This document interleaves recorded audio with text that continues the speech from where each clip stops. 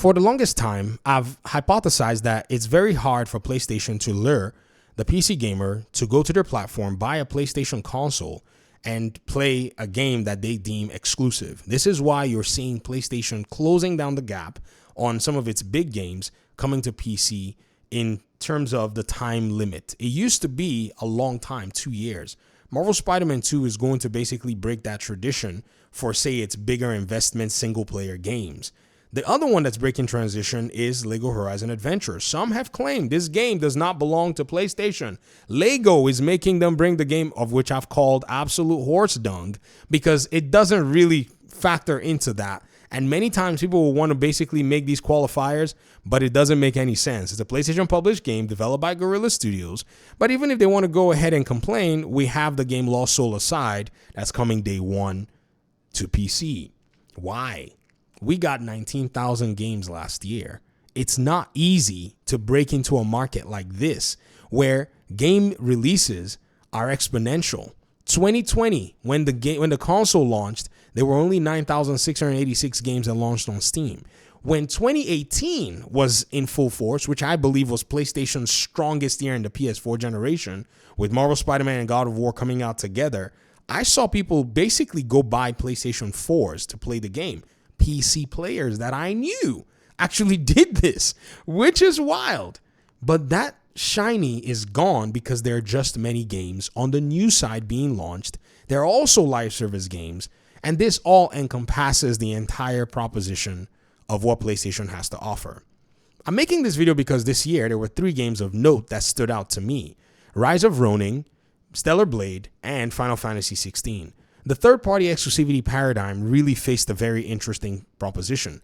When we saw analysts kind of extract what Stellar Blade sold, when looking at its possible potential, it was quite shocking that the game sold about 2 million copies. That was weird. And then seeing that Black Myth Wukong sold 22 or so million copies, and even its first 10 million in less than a month, it was insane to see how Stellar Blade got such a small portion of those potential sales for a hack and slash game with basically, a character that was artistically designed to appeal to the highest demographics in terms of numbers of gamers.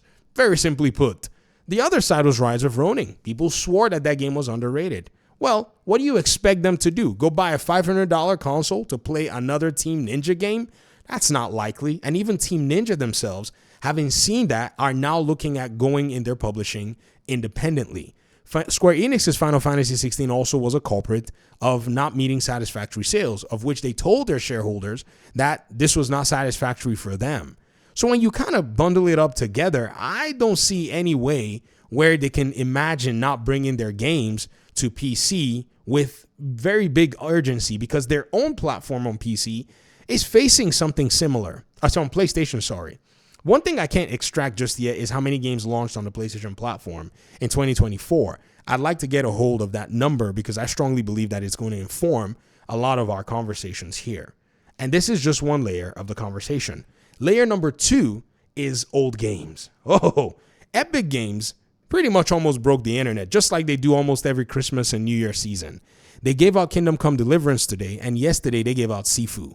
They're giving out some really stellar games. Sure, these games cost $3 these days, $7, $8, but these are games that if you never bought them, you get to add them to your library. When you look at old games like that being given away for free, it's very difficult for you to think that somebody is going to be so moved to go buy your $500 console to play the one game that you launched.